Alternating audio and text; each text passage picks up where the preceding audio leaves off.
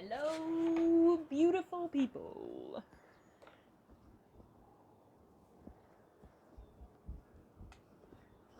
Look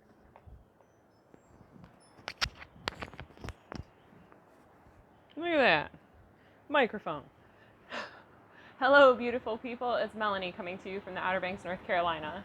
Welcome to the final video ever of me sitting in front of this wall mural, and I can't believe this day has come. I had expected it to come much sooner, like in July when I started painting in June, and it had gotten pretty big by July. And then by August, when it was really big, I thought I'd hear something. But no, it took until 2 weeks ago in February of 2022 to hear that I needed to take this down. Part of my life journey is being a rule breaker, and rules and regulations are written in stone, or so they say, but I'm pretty sure rules are meant to be broken anyways. It's lyrics that I wrote in one of my songs. I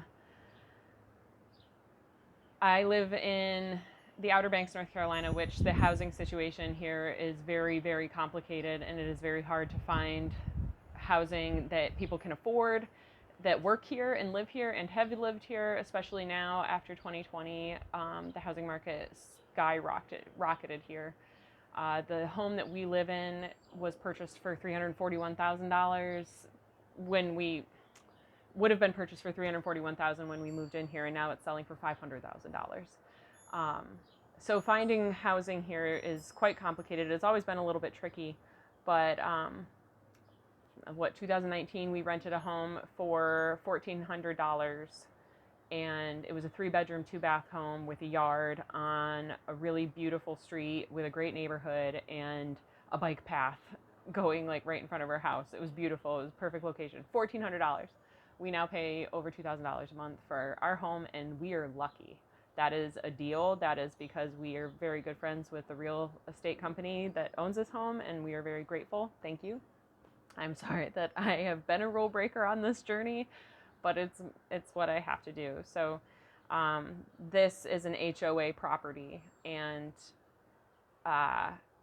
we're not allowed to do things to the outsides of the buildings. And when we moved here, I had spoken to the person that owned this home and said, I'd love to just draw mandalas everywhere. And he said that was fine. He didn't specify that it couldn't be done outside. So here I am painting outside, but I figured it was going to be a problem, but I did it anyways. So with all of that said, this is the story of this wall mural. So our dog, Huckleberry, he was my bud for many, many years. He was my baby before my babies, like my horse. And he passed away May 26th of last year. He was 12 years old. He was part of my rule breaking mission here in the HOA, where I refused to walk him on a leash because he's really old and arthritic. And when he passed on, a big part of my soul was lost for some time. I had spent every day revolving around him for the last 2 years. And it left a giant void in my life.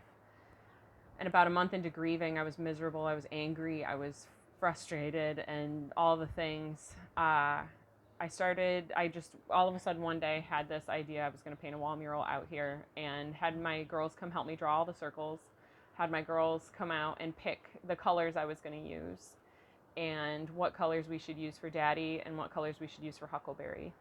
So it's a long story, but I'm going to tell you. The inside circle is my color, dark purple. I'm the dark purple color. Is my color blended with the light purple, the teal, and the pink. I then have Christopher as the green, looping around, and so our whole family starts in that middle section. Also, the navy blue is in there as well. Sorry about that. So then Chris is the next circle out, and he's the dark green with the light green. The girls couldn't decide which green to use, so I used both. And my dark purple color is woven through that. Then the next ring has green and purple petals that go around, and it's over top of a navy blue background. So that navy blue background is Huckleberry. First it was me, because it starts with me, because this isn't Chris's journey, it's my journey. But first it starts with me, then to Christopher, then to Huckleberry. We got him in 2009. Then our first daughter was born in 2011, and so she is the light purple. And there's a little bit of a light purple ring with circles and smaller petals. That's a mixture of me and her, because I'm her mama. And I gave birth to her and grew her inside me and was the portal for her to come into this world. I then have the dark purple and the green petals interlaced within that ring. Then there is the navy blue ring that goes around the purple, and that is mixed with the light purple color. So a little bit of Lily went into Huckleberry's growth and journey as well. Then the next ring out is the teal ring, and that is for Lulu, and that's the color she chose. So then I've got the purple stripes blended in, going all the way around, purple and green petals. And the green petals are actually manta rays, because as I was working on that layer, I saw manta rays leaping out of the water when we were at the beach, and it was so beautiful. So I added them in. Then her ring with Huckleberry was dots. Then Scarlet's ring is this fuchsia pink color that goes around with the purple and the green. And I just realized I never blended myself into her color, but it's what it is now. It makes me a little bit sad. And the last outer ring is Huckleberry blended in with Scarlet and her pink. And so that was the journey of this mandala, and I don't really understand the purpose in painting over something pretty spectacular like that. I understand why they would want me to, but it breaks my heart a little bit to paint over something that's really beautiful. I've done yoga out here so many times. Last summer, last fall, this was my place in the morning, so I did my yoga this morning and said goodbye one last time. Mandalas become my friends. I'm somebody that doesn't like to, I guess, I'm somebody that likes to be in solitude, because I can always be who I am. I don't have to be anybody else for anyone else. I can just be me, because I'm going to always accept me for who I am. And mandalas bring me so much joy, and so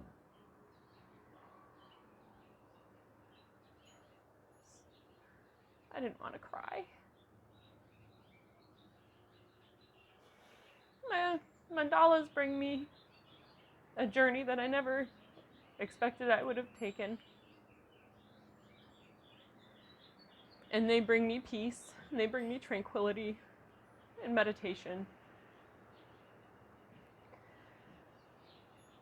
And they do all of that in such a crazy world. So it's very hard to let it go. But I know that there's purpose and meaning behind it all. And I'm really grateful for the opportunity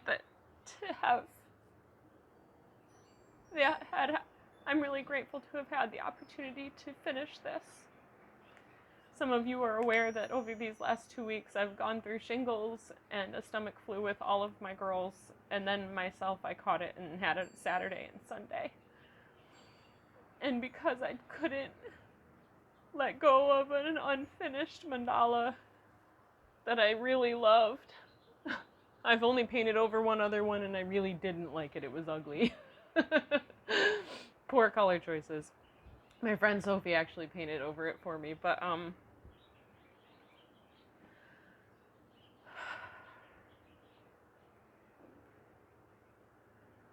I just have never had to do this before. I thought I was going to have to, and I didn't, and today's the day that I do have to. And I guess I get to. I get to let go.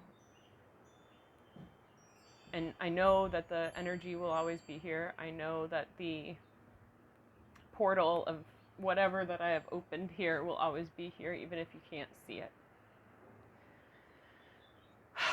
So with all of that said, thank you for being on this mandala journey with me. Thank you for supporting me and sending me lots of love and kindness to all those people that, oh, those are my paintbrushes falling off the table. It's a bit windy. Thank you to all the people and friends who have messaged me and reached out to see how I'm doing with everything. I really appreciate your love and support as well. And just thank you for being here. Mandalas are pretty spectacular things, and I'm so grateful that I get to share them with everybody. I feel a little bit sad for all the folks that didn't get to see it this summer that were coming back to see the final product, but I plan to print out a print of it and maybe hang it someday so that people can see what it was like. Who knows? There's options. Well, with all that said, I want to wish you guys so much peace, so much love, so much namaste.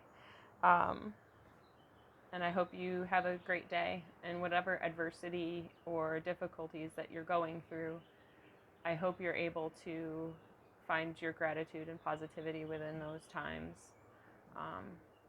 That's what I've been doing, and I can tell you from this experience that it was totally worth it. And